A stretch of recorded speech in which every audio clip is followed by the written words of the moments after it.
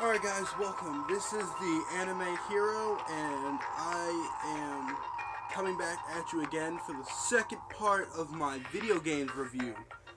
Today, or I guess same day as the Elder Scrolls video, we're going to be covering the Metal Gear Solid timeline, and overall if I think the series is good or not. As a whole, the series. There are times where I'll do singular games and I'll do a game series. I want to do the series because I've played a majority of them. When it comes to the games I haven't played Metal Gear Solid 1, Metal Gear Solid 5, and Metal Gear Solid Private Corps, something like that. It was another PSP, but I've played 2, 3, I'm currently playing 4, and I played Peace Walker, and I played Metal Gear Rising: Revengeance. So I've covered most of the series. I know most of the timeline as well. So let's just dive on in, shall we? So the story is about, obviously, your main character, who does shift around a bit. It's debatable whether the main character is Solid Snake or Big Boss, because both of their stories are told throughout the timeline. I started the game in Metal Gear Solid 2. I never played the first one.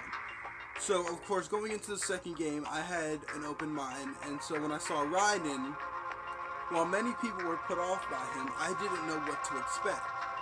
Sure, I played with Snake in the beginning, and I thought he was cool, but I often saw Raiden in the skin suit a lot cooler, as much as people... Raiden is probably one of my favorite characters, right up next to Vamp. So... diving on in, the first game takes you through the story of Liquid Snake and Solid Snake, although the beginning story does cover the Metal Gear games for like the handhelds and whatever, did cover about the cloning and him supposedly killing Big Boss and a bunch of stuff. But it's debatable if those are canon or not. Well, I'm just going on the Hideo Kojima storyline. We start with the first game in Shadow Moses, where we're trying to stop Liquid Snake from declaring war on the U.S. and killing everybody. And you play through it. It looks fun, and I plan on getting the Legacy Collection that's going to have all the Metal Gear games and all the Metal Gear Solid games. So I may do an updated review once I get that, but I do think that this will be a fairly unbiased review. And then next, of course, we have Metal Gear Solid 2. After the events of 1, Solid Snake is declared a traitor, and he's still trying to out and help protect the world, or the United States at least, from threats. And of course we start out the game playing as Solid Snake on like a ship liner where there's supposed to be a new Metal Gear Ray, and then after the opening part you then get going into the big shell with Raiden. Again, I never saw the problem with Raiden because I never played the first game.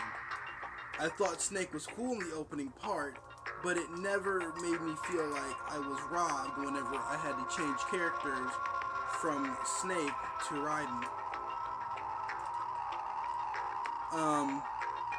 And then 3, of course, is a prequel to Metal Gear Solid 1 and 2, where you get to play as Naked Snake or Big Boss. Now this one is the game I didn't get all the way through, but I do know the full.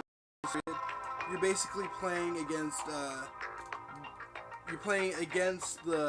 forgot what they're called, the name that they have, but they're like these group of people who have specific traits about them that they carry into battle, and of course, your boss, Naked Snake's boss, is the one that they think turned effective, but it turns out that she was actually like a triple agent or something. And then playing Metal Gear Solid 4 is the end of the series chronologically, where you're playing as old Snake because he's rapidly been aging, and of course you get to see a robot Raiden, and you see a robotic Raiden and a bunch of other stuff, and you finally, take down Liquid back at where it all started in Shadow Moses. And then the Phantom Pain is another prequel about Big Boss, I think. Like I said, I hadn't played that one.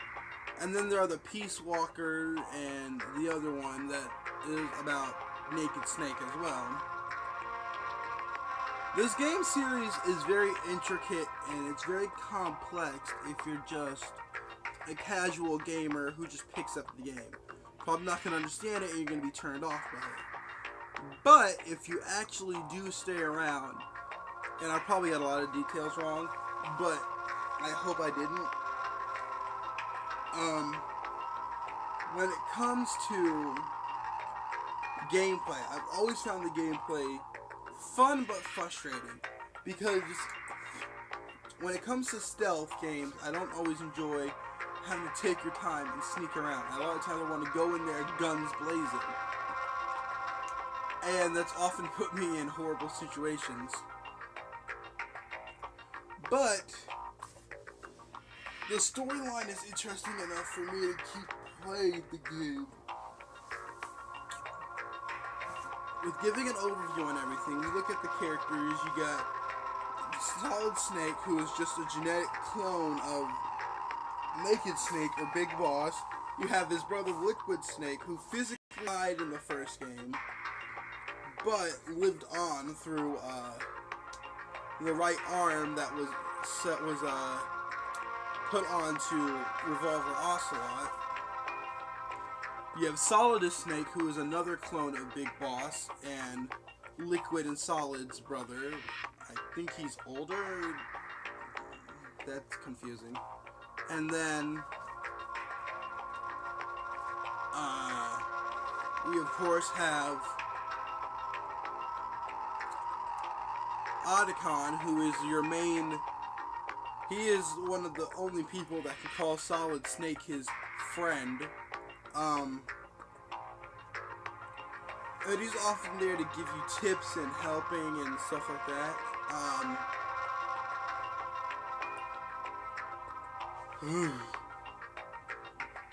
We also have people like Paramedic, who off and on. You have Rose, Roy Campbell, Meryl. A lot of characters that are sometimes there and sometimes not. And of course I'm using the menu theme from the second game, because I found the second game to be my favorite. It's the only Metal Gear Solid game I completed all the way through, and something that I always thought was probably one of the best games to play. When the series comes as a whole, it is often a lot of times convoluted. I was really mad when my mother got rid of her PSP because I had spent a lot of money getting Metal Gear Solid Peace Walker, and then of course she sold it with Peace Walker still inside of it, and I was like, I can buy a new PSP, but nah, she ended up selling it before I could even retrieve my game. When it comes down to it, I find that this game series has a lot of substance. It does have flaws now, with the story being extremely convoluted, and the outrageous difficulties, and even the trophies you have to get on PSN. Trying to do it on European hard mode with no encounters, no discoveries, and no kills. So, overall, what do I think about this game? I would give it an A. It's not the best, but it's definitely up there with one of my favorite game series. If you haven't played any of the games, I recommend at 2. 2 is when the graphics do start to get better. If you don't mind the polygons, of course you can go back to Metal Gear Solid 1. But with the And with the Legacy Edition, I do guess 1 would be a good place to go. But overall, 2 would be my recommendation for the starting point, because there are really no tie-ins to the past game, and there aren't any real necessities to playing the past game. That being said, I'm the Anime Hero. I save you from the bad games, movies, TV shows, and animes. I might upload later today with OTM Crazy on our top 5 favorite video games. That being said, like I said, I'm the Anime Hero. I'll catch you all next time.